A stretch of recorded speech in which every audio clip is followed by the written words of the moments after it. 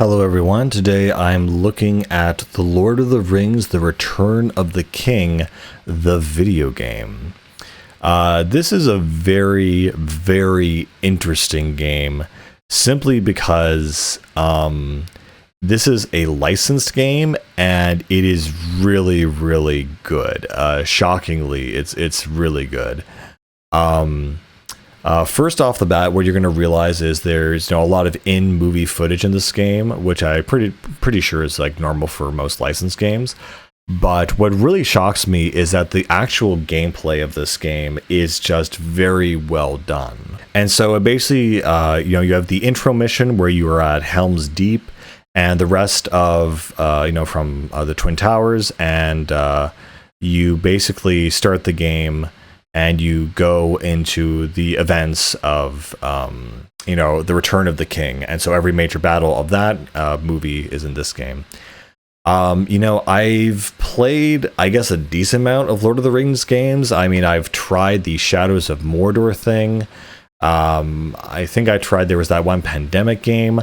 But of all the Lord of the Rings games I've ever played, this one is my absolute favorite. I just love the sort of, brawler kind of combat style where you can just like fight a bunch of enemies at once. You have a great moveset.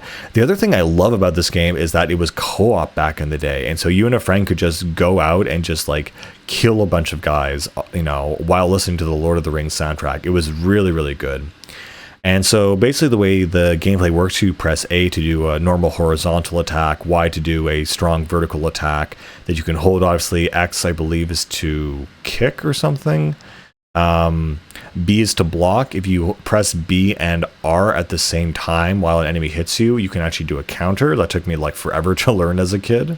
And how you kill an enemy, with a different combo will give you a different ranking, which is like fair, good, excellent, and perfect. And so you'll fill up this meter, and so once the meter is full, you can, I think, activate it, or it'll automatically activate, and then you enter perfect mode, where every single person you kill, it gets a perfect score, essentially, or perfect points, and you also get a huge damage boost. You also hold L to lock onto enemies and press A to fire your projectiles. Gimli will throw, throwing axes. Legolas has his bow and arrow, which are super, obviously more effective for him. And, Gandalf has his staff and his bolts, while the hobbits have their daggers. I guess some good/bad things in this game is that you can play as almost every main character in the series, but a lot of them are kind of just clones of themselves. So, for example, Aragorn and Boromir essentially work the same. All the hobbits essentially work the same as well. Their only special thing is they have poison daggers. You have Gimli, who is very distinct with his axe attacks. Legolas has distinct, elven attacks. And then, of course, Gandalf is, I think, kind of OP, and he has his attacks with his sword and his staff, and he is a lot of fun to play as, and I think he's pretty one of the stronger characters in the game. But yeah, your adventures will take you through Isengard and, Mordor, and the Battle of Pelennor Fields. And I really like what they did, actually, with the Ghost King and whatever, that kind of side mission where Aragorn had to not convert but recruit this whole group of ghosts to fight for him. And so you actually fight the ghost army in the game as like a creative thing that wasn't in the movies. I really liked that. That was kind of cool. A lot of times you'll go from area to area mowing down enemies. Sometimes you'll have to defend a certain objective. Sometimes you'll have to defeat a certain amount of enemies and orcs to make it through. But the tone of the game is very similar to the Lord of the Rings movies. It looks very similar to the Lord of the Rings movies. The combos are decently complicated, I guess. You can pull out some pretty interesting things. And you also have a kind of combo meter that, again, when it fills up, you enter perfect mode. Another thing I really, really liked in this game, actually, was the fact you could pick up certain spears and you could just chuck it at the enemy and it would just like destroy them. I love throwing the spears in this game, and there are things that you can only pick up in certain areas.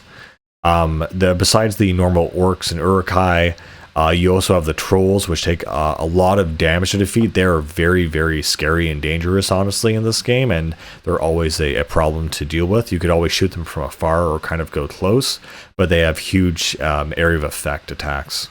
Again, what I really like about this game is it incorporates, a lot of the scenes of the movies that kind of splits it up and splices and turns into a different kind of mood. It is kind of a retelling. There's nothing really new here, but I think it's done just very well. I think I was also told, or someone told me, that some of the cutscenes or dialogue for the openings of these games or of these levels are specific to these games. Like, I forget, he said when Gandalf was talking about the wolves of Isengard, that apparently that's not in the movies or something. I don't know if I believe him, but apparently there are some things in here that are not in the movies at all. Just new dialogue, but not new scenes or anything like that. Again, the game looks appropriate. It has this very dark tone to it, which is very realistic, very, movie-like.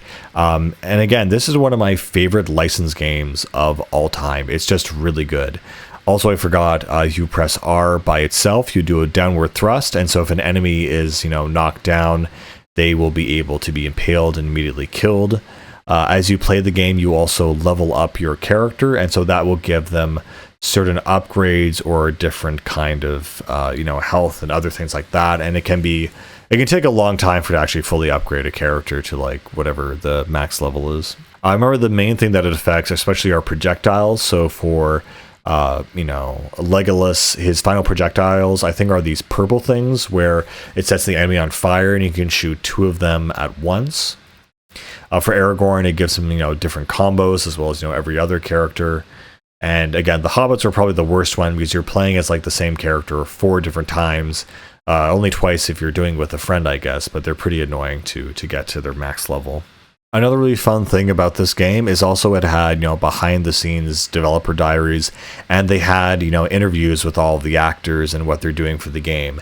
And what was actually funny is all the actors who played the hobbits, like Elijah Wood and the other guys who played Sam and whatever, and Merry and Pippin, they're really funny in these interviews because they talk about how they are gamers. And, one of them is like, he thinks he's so good, but he's actually awful. He's terrible. He's like, saying, I'm trying to find, and he's like, well, press X on the controller. He's like, hold on, where's X? And he's like, no, I'm a peak gamer. I know exactly what I'm doing. And it's a very fun interview, honestly.